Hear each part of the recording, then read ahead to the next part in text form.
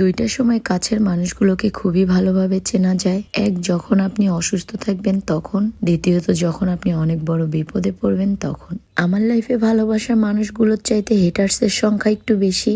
Haters কেন বললাম জানেন? কারণ যখনই আমি একটু ভালো কিছু করতে চাই ঠিক তখনই আশেপাশের মানুষগুলোর নজরে আমি পড়ে যাই। সেই মুহূর্তে না হয় আমার অনেক বড় বিপদ হবে, আর না হয় আমি অনেক অসুস্থ হয়ে পড়ে থাকবো। হ্যালো এভরিওয়ান, আসসালামু আলাইকুম। কি অবস্থা সবার, কেমন আছেন? অনেক লং ডিস্টেন্সের পরে আজকে আমি একটা ব্লগ আপলোড করলাম। এই ভিডিওটা করা আমার 31st নাইটে। আমার উচিত ছিল এই ভিডিওটা আমার অনেক আগে আপলোড করা, কিন্তু শারীরিক অসুস্থতার কারণে আমি ভিডিও আপলোড করতে পারি নাই। যারা আমার ভিডিও কম বেশি দেখেন তারা সবাই জানেন আমি অনেক বেশি অসুস্থ ছিলাম। এখনো আমার ভয়েস যারা শুনতেছেন এই ভিডিওর মধ্যে তারা অবশ্যই বুঝতে পারতেছেন আমার ভয়েসটা খুবই বাজে হয়ে রয়েছে, কারণ আমি এখনো ঠিক মতো কথা বলতে পারতেছি না। সকলে আমার জন্য একটু দোয়া করবেন যাতে আমি দ্রুত সুস্থ হয়ে যেতে পারি। 31st নাইটে আমার তেমন কোনো প্ল্যান ছিল না। আমি ভেবেছিলাম কিছুই করব না। আমি 31st নাইটের আগের দিন থেকে অনেক বেশি অসুস্থ, এই কারণে কোনো প্ল্যানই করিনি যে কোনো কিছু করব 31st নাইটে, এরকম কোনো প্ল্যান ছিল না। হঠাৎ করে আমার বোন, ভাইয়ের বউ, ভাই সবাই মিলে জেদ হলো যে 31st নাইটে তাদেরকে আমার রান্না করে খাওয়াতে হবে। তাদের কথা শুনে আমি অসুস্থ অবস্থাতে চলে আসছি আম্মুর বাসায়। এসেই আমি দেখলাম যে সবাই কোটাকাটি করে রেখেছে, আমাকে বলতেছে রান্না করতে। তাই আমি পাকঘরে ঢুকে আমি রান্না বসিয়ে দিয়েছি। আমাদের আজকে রান্নায় ছিল বিরিয়ানি। আমাদের বাসায় সবাই বিরিয়ানিটা অনেক বেশি পছন্দ করে। আমরা যে কোনো অকেশনে বিরিয়ানিটাই চুজ করি, যেহেতু সবাই খেতে পছন্দ করে, ছোট বাচ্চা থেকে শুরু করে বড়রা সবাই বিরিয়ানিটা পছন্দ করে। বিরিয়ানির সাথে কিন্তু মুরগি ঝাল ঝাল করে রান্না করা হয়েছে, মানে ভুনা করা হয়েছে। হুট করে যেহেতু প্ল্যান করা হয়েছে তাই বাসায় যা ছিল তাই দিয়ে রান্না বান্না চলতেছে। এইদিকে আমার ছোট বোন একটা মিষ্টি কুমড়া পেড়ে নিয়ে এসেছে গাছ থেকে, আর এটাই কিন্তু আমাদের এই বাসায় ওঠার পরে প্রথম মিষ্টি কুমড়া গাছে ধরেছে। আর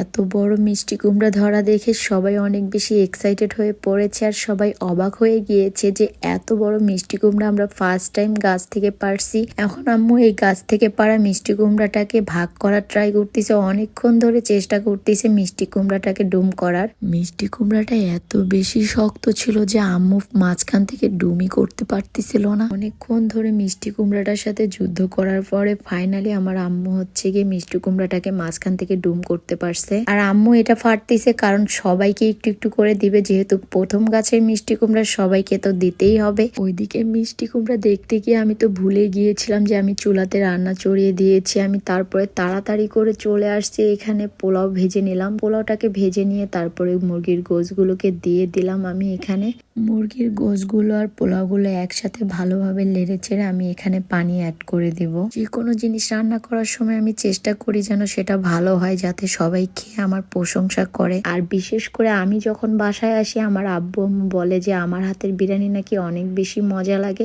তাই আমার বাসায় যে কোনো ধরনের অকেশন হলে আমাকেই পাঠিয়ে দিবে চুলার ধারে রান্না বান্না করতে। আর সেই কারণে আমি চেষ্টা করি তাদের মন রক্ষা করার আর তাদের মতো করে রান্না করে খাওয়াতে। এদিকে তো আমার বিরিয়ানি রান্না মোটামুটি কমপ্লিট। আমি বিরিয়ানিটা রান্না করা কমপ্লিট করে চলে এসেছি সবাই মিলে রেডি হতে। আমি যেহেতু শারীরিকভাবে একটু অসুস্থ তাই আমি একদমই সিম্পল ভাবে সেজে গুজে রেডি হলাম।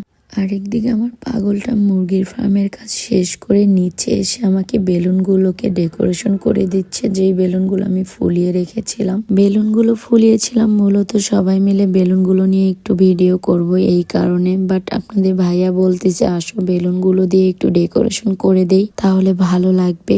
ওর কথা শুনে আমি বললাম ঠিক আছে তুমি বেলুনগুলো তাহলে আমাকে একটু ডেকোরেশন করে দাও। দিকে আমার পাগলটা কাজ করতেছে, আরেকদিকে আমরা ওয়েট করতেছি। এগুলো সবকিছু নিয়ে এখন আমরা ছাদে চলে যাব। সবাই অলমোস্ট রেডি। আর সবাইকে কেমন লাগছে গাইস অবশ্যই কমেন্ট করে জানাবেন। আর এই তো আজকে আমাদের 31st নাইটের কেক হচ্ছে দুইটা। একটা আপনাদের ভাইয়া নিয়ে এসেছে, আর একটা কেক হচ্ছে আমার ছোট বোন নিয়ে এসেছে। দুইটা কেকই অনেক বেশি ইয়ামি ছিল। 12টা বাজার সাথে সাথে আমরা সবকিছু গুছিয়ে হ্যাপি নিউ ইয়ারের কেক কেটে ফেললাম। সবাই অনেক বেশি এনজয় করলাম। সব থেকে মজার ব্যাপার হলো আমার বাবাইটার কিন্তু এটাই প্রথম 31st নাইট পার্টি ছিল। আমার বাবাইটা কিন্তু অনেক এনজয় করতেছিল আমাদের সবার সাথে, আর সে দেখতেছিল সবাইকে যে কে কি করতেছে। আমি আমার বাবাইটাকে একটু কেক খাইয়ে দিলাম। আরেকদিকে আমার জামাই যে এত প্ল্যান করেছে এটা আমি জানতামই না। সে আমার জন্য ফুলের তোড়া নিয়ে এসেছে। 31st নাইটে গিফট দিয়েছে আমাকে, এই ফার্স্ট টাইম সে এটা করছে আর এটা দেখে আমি অনেক বেশি অবাক হয়েছি।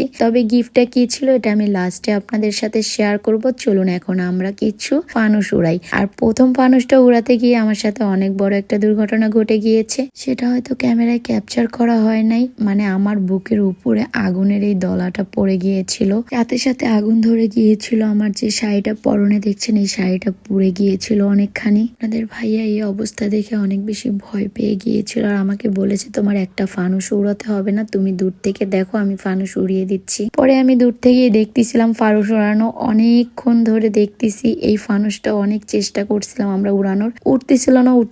পরে দেখি না, অনেকক্ষণ পরে এই ফানুসটা উড়ে গেছে আর এটা দেখে আমার খুবই ভালো লাগতেছিল।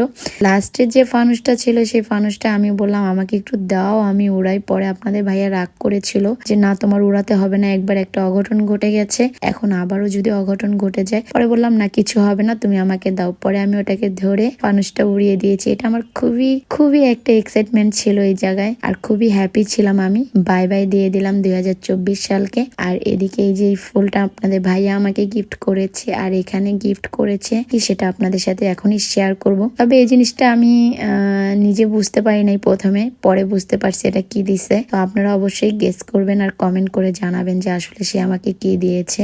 দেন আমি গিফটটা নিয়ে আপনাদের ভাইয়ার কাছে চলে যাচ্ছি। সে এখানে ফানুস উড়াচ্ছে আর অনেক এনজয় করতেছে। তাকে গিয়ে বললাম তুমি আমার জন্য গিফট আনছো, আমাকে জানাওনি কেন? ও বলে জানালে তো সারপ্রাইজ হতো না। যাই হোক আমি সেই জন্য তাকে একটা থ্যাংক ইউ বললাম। দেন আমরা সবকিছু কমপ্লিট করে বাসায় চলে এসেছি। এসে ফ্রেশ ট্রেশ হয়ে আমরা খেতে বসে পড়েছি। আর আজকে বিরিয়ানিটা হালকা একটু নরম হয়ে গিয়েছে, তবে অনেক বেশি টেস্টি হয়েছে। এখন আমরা সবাই মিলে খাওয়া দাওয়া করবো। আজকের মতো ভিডিওটা এখানেই শেষ করছি। নেক্সট ভিডিওতে দেখা হবে, সেই পর্যন্ত সবাই ভালো থাকবেন, সুস্থ থাকবেন। আসসালামু আলাইকুম, আল্লাহ হাফেজ।